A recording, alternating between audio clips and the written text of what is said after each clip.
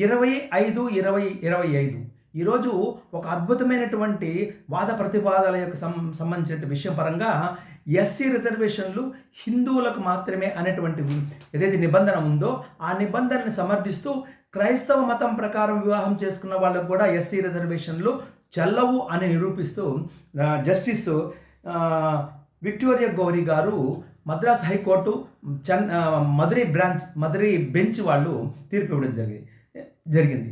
ఇది చాలా ముఖ్యమైన విషయం. 1950 ఏదైతే ఎక్స్ట్రాడినరీ చట్టం ఏదైతే ఉందో దాని ప్రకారం అంటే హిందువులకు మాత్రమే ఎస్సీ రిజర్వేషన్లు వర్తిస్తుంది.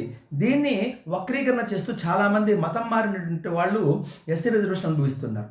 ఇక్కడ అద్భుతమైన విషయం అంటే మన అమరావతి కోర్టుకు సంబంధించిన అంటే ఆంధ్రప్రదేశ్ హైకోర్టుకు సంబంధించి మొన్ననే తీర్పు ఇవ్వడం జరిగింది. ఏమని ఆనంద్ పాల్ విషయంలో ఎస్సీ రిజర్వేషన్ అతనికి వర్తించదు, అతను అట్రాసిటీ చెట్టు పెట్టినా కూడా చెల్లుబాటు కాదని చెప్పడం జరిగింది. ఈరోజు తమిళనాడుకు సంబంధించినటువంటి తెరూరు టౌన్ అనేటువంటి పంచాయతీ చైర్పర్సన్ కోసము జరిగినటువంటి పోరాటంలో ఏఐడిఎంకే సంబంధించినటువంటి అమృతరాణి అనేటువంటి ఆమె విజయం సాధించడం జరిగింది. ఆమె పైన పోటీ చేసినటువంటి అయ్యప్పను కోర్టుకు పోవడం జరిగింది.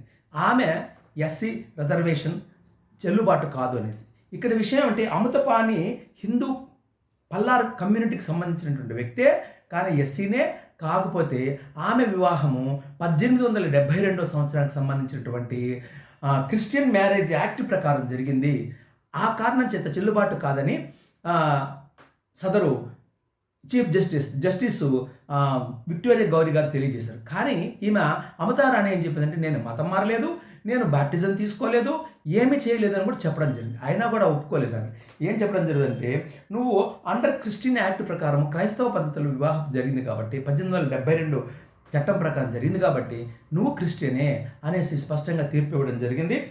తర్వాత 2016లో అంటే 2016లో తమిళనాడు ప్రభుత్వానికి సంబంధించిన ఒక చట్టం వచ్చింది. దీని ప్రకారం ఏమంటే ఏదైనా 1950లో ఉండేటువంటి ఎస్సీ రిజర్వేషన్లకు సంబంధించి హిందువులకు మాత్రమే హిందూ బౌద్ధ సిక్కులకు మాత్రమైనటువంటి చట్టం ఉందో ఆ చట్టాన్ని 2016లో వాళ్ళు దాన్ని పునరుద్ధరణ చేయడం జరిగింది.